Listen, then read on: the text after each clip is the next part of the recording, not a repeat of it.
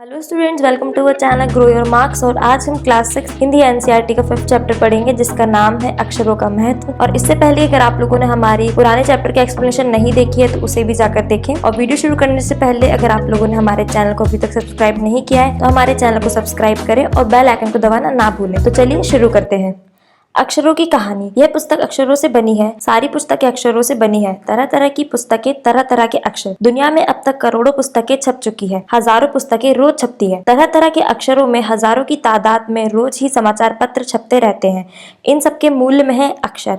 हम कल्पना भी नहीं कर सकते कि यदि आदमी अक्षरों को ना जानता तो आज इस दुनिया का क्या हाल होता। अब हमको यहाँ पे अक्षरों की कहानी बताई जा रही है कि कैसे अक्षर आए, कैसे उनका महत्व, अक्षरों का क्या महत्व होता है वो हमें यहाँ पर बताया जा रहा है। और ये जो पुस्तक आप पढ़ रहे हैं, जो पुस्तक हम डेली पढ़ते हैं, जो न्यूज़पेपर हम डेली पढ़ते हैं, वो किससे मिलके बने होते हैं? अक्षरों से मिलके बने होते हैं। अक्षर बनता है, अक्षर से एक शब्द बनता है और एक शब्द से ही पूरी लाइन बनती है, पूरा एक चैप्टर, एक पूरी एक किताब बनती है। तो यहाँ पर हमें बता रहे हैं कि जो जो पुस्तक होती है वो अक्षरों से बनती है और कई तरह तरह की पुस्तकें होती हैं, उसमें कई तरह के शब्द होते हैं।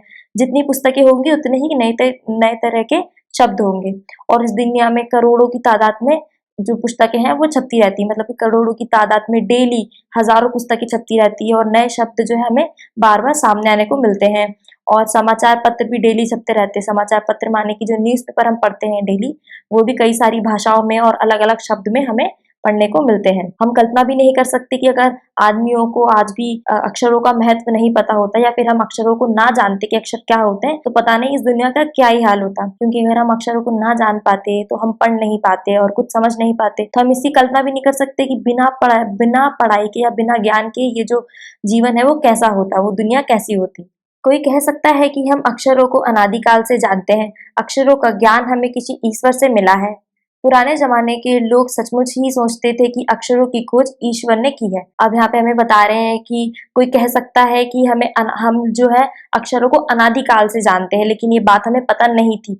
और जो पुराने जो लोग हैं उन्हें क्या लगता था कि जो अक्षर है उसकी खोज किसी ईश्वर ने की है, मतलब हमें ये जो अक्षर जो हम पढ़ रहे हैं वो एक ईश्वर की देन है। पर आज हम जानते हैं कि अक्षरों की खोज किसी ईश्वर ने नहीं बल्कि स्वयं आदमी ने की है। और हम अब जानते हैं कि आज जो हम पढ़ रहे हैं, जो अक्षर हम जानते हैं, वो किसी ईश्वर ने नहीं बल्कि खुद मनुष्य ने ही उसकी खोज की है। अब तो हम यह भी जानते हैं कि किन शब्दों की खोज किस देश में किस समय हुई। और आज तो हम ये भी जानते हैं कि कौन सा शब्द वो किस जगह बना, किस देश में बना, कितने समय में बना, आज हम ये भी जानते हैं। जैसे कि हम जो हमारी हिस्ट्री की बुक होती है, जो साइंस की बुक होती है, वहां पर लिखा होता है कि कौन सा शब्द किस देश से आया है और वह कब बनाया है और किसने बनाया है। हमारी ये धरती लगभग 5 अरब साल पुरानी है। 2-3 अरब साल तक इस धरती पर किसी प्रकार के जीव जंतु नहीं थे। फिर करोड़ों साल तक केवल जानवरों और वनस्पतियों का ही धरती पर राज्य था। आदमी ने इस धरती पर कोई 5 लाख साल पहले जन्म लिया। धीरे धीरे उसका विकास हुआ।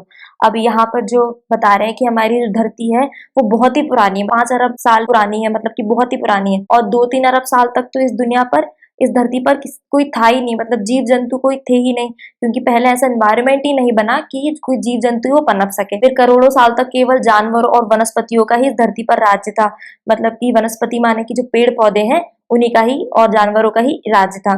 फिर आदमी ने तो कई 5 लाख साल पहले ही इस धरती पर जन्म लिया, मतलब कि जो मनुष्य है उसका जन्म कुछ 5 लाख साल पहले ही जन्म हुआ है।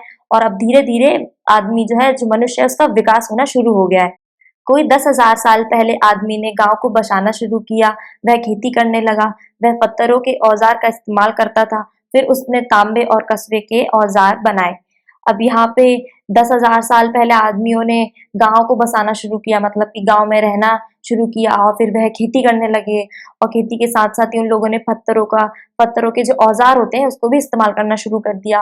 तांबे और कस्बे के भी औजार अब वो बनाने लगे। अब जो मनुष्य है उसका धीरे धीरे विकास हो रहा है, अच्छी जगह रहता है और अब वो खेती करता है और उसने पत्थरों के औजार बनाने लगा है। मतलब जो मनुष्य है उसका धीरे धीरे विकास हो रहा है। प्रागैतिहासिक मानव ने सबसे पहले चित्रों के जरिए अपने भाव व्यक्त किए, जैसे पशुओं, पक्षियों, आदमियों आदि के चित्र। प्रागैतिहासिक जो होता है, प्रागैतिहासिक मानव मतलब कि आज हम इतिहास पढ़ते हैं उससे पहले का जो समय था तब भी मानव हुआ करते थे, लेकिन जो उस समय का जो इतिहास है वो हमारे पास नहीं है, इसलिए उस समय को प्रागैतिहासिक कहते हैं। तो मतलब कि जो उस समय के जो प्रागैतिहासिक जो मनुष्य थे वो अपने भाव को कैसे बताते थे, क्योंकि जब तो हम इतनी सारी टेक्नोलॉजियां, उन्हें इतना ज्ञान नहीं था, तो उस समय के जो मानव है वो अपने जो भाव है उसे कैसे बताते थे। तो वो चित्र के जरिए अपने जो भाव है उसको व्यक्त किया करते थे, जैसे कि पशु पक्षियों और आदमियों के जो चित्र है उनको बनाकर अपने भाव को व्यक्त करते थे। इन चित्र संकेतों के बाद में भाव संकेत अस्तित्व में आए, जैसे एक छोटे वृत्त के चहु और किरणों की घोतक रेखाएं खींचने पर वह सूर्य का चित्र बन जाता था। बाद में यही चित्र ताप या धूप का घोतक बन गया। इस तरह उनके भाव संकेत अस्तित्व में आए। अब वो जो मनुष्य है वो अपने भाव बताता था कि पशुओं पक्षियों और आदमियों की जो चित्र बनाता था, फिर उसने धीरे धीरे चित्र संकेत बनाए, चित्र संकेत बनाता था, फिर उसने भाव संकेत बनाए, जैसे कि एक छोटा सा वर्त मतलब कि एक गोल आकार बनाना, फिर उसके बाजू में किरणें बनाना मतलब ऐसे धारियां बनाने से वो एक सूर्य का चित्र बन जाता था। फिर बाद ही में ये ताप और धूप के उसमें भी यूज होने लगा। अब उन्हें पता चल गया था कि जो धूप जो गर्म चीज होती है उसे सूर्य का नाम देने लगे, जो ताप या धूप होती है उसको भी उस जगह पर भी वे सूर्य का चित्र इस्तेमाल करने लगे। तब जाकर काफी बाद में आदमी ने अक्षरों की खोज की। अक्षरों की खोज के सिलसिले को शुरू हुए मुश्किल से 6000 साल हुए हैं, केवल 6000 साल। अब जब जाकर अब उसने ये जो चित्र बनाना शुरू किया, फिर धीरे धीरे अपने चित्र को उसने मॉडिफाई किया और भी नई नई चीजें बताने लगा। फिर उसके बाद में ये सब चलता रहा। बहुत ही बाद में मनुष्य ने अक्षरों की खोज करी। अक्षरों की खोज का जो सिलसिला है वो मुश्किल से 6000 साल ही हुए, मतलब कि हमें जो अक्षरों का ज्ञान है उसको सिर्फ केवल 6000 साल ही हुए हैं।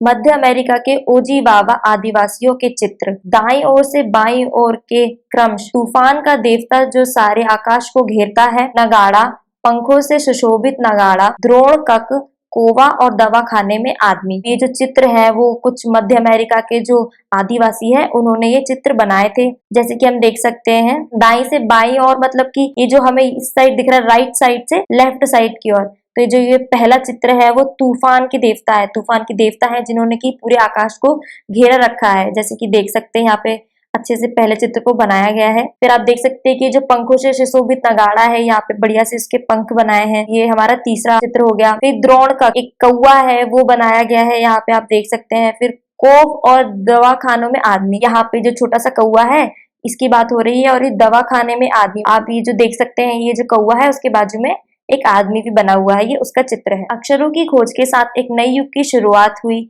आदमी अपने विचार और अपने हिसाब किताब को लिखकर रखने लगा।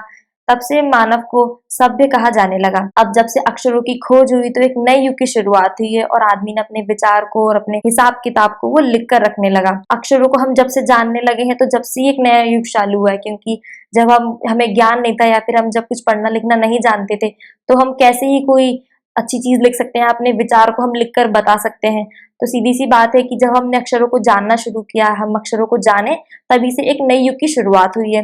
फिर आदमी ने अपने विचार और अपने हिसाब किताब को लिखने लगा, कि अपने विचार दूसरे लोगों को बताने लगा, और अपना जो हिसाब किताब है मतलब कि जिसकी जो दिनचर्या है या फिर वो जो लिखना चाहता है, जो बताना चाहता है, वो अपने पास लिख कर रखने लगा।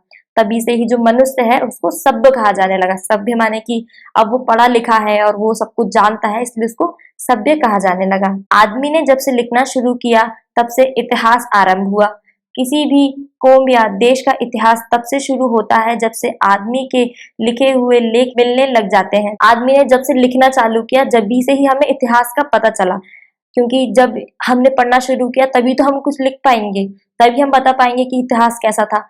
और जो चीज इतिहास में नहीं है उसी इतिहास को प्रागैतिहासिक इतिहास कहते हैं या काल कहते हैं। तो जब से आदमी ने लिखना चालू किया, पढ़ना चालू किया, तभी से ही ये इतिहास हमें पता चला है।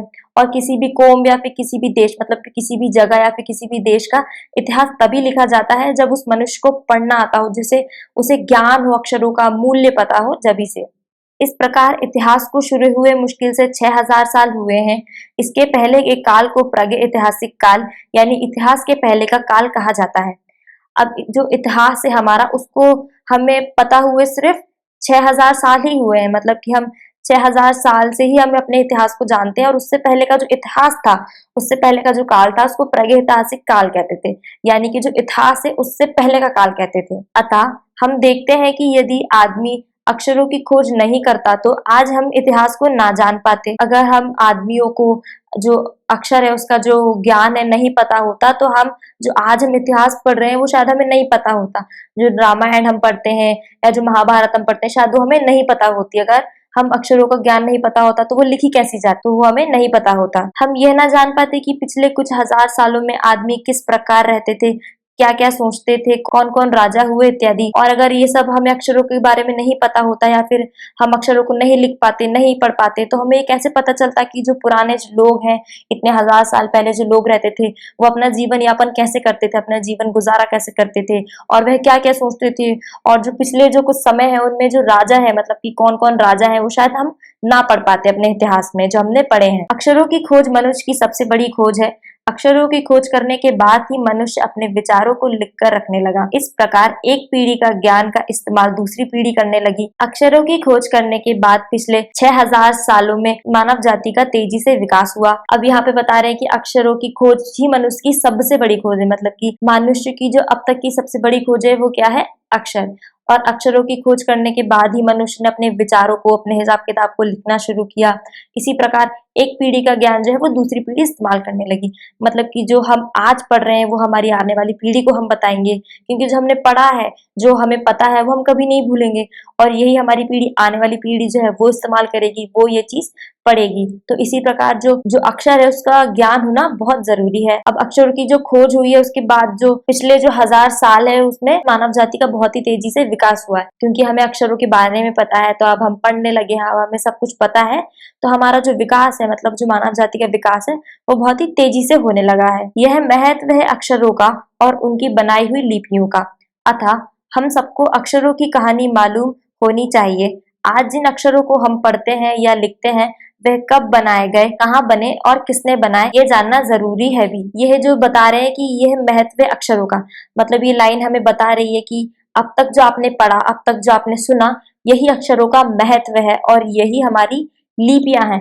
लिपियां माने होती है वो जो चित्र सब बनाए हैं उन्हें लिपियां कहते हैं। अतः हम सबको अक्षर है उसका ज्ञान होना चाहिए और अक्षरों की जो कहानी है वो हम सबको मालूम होना चाहिए, क्योंकि जो आज हम अक्षर पढ़ रहे हैं, जो शब्द हम पढ़ रहे हैं, जो पुस्तक हम पढ़ रहे हैं, वो किसने बनाई, कब बनाई और कैसे बनाई, वो सब हमें पता होना चाहिए। ये पता होना हर एक को जरूरी है। तो यहाँ पर हमारा जो चैप्टर है वो समाप्त होता है। आई होप आपको ये चैप्टर समझ में आया होगा। अगर आप लोग को इसके प्रश्न उत्तर चाहिए तो आपको नेक्स्ट वीडियो में मिल जाएंगे। और हमारे वीडियो को लाइक करें और हमारे चैनल को सब्सक्राइब करना ना भूलें, ताकि हमारी नई वीडियो सबसे पहले आप तक पहुंचे। धन्यवाद।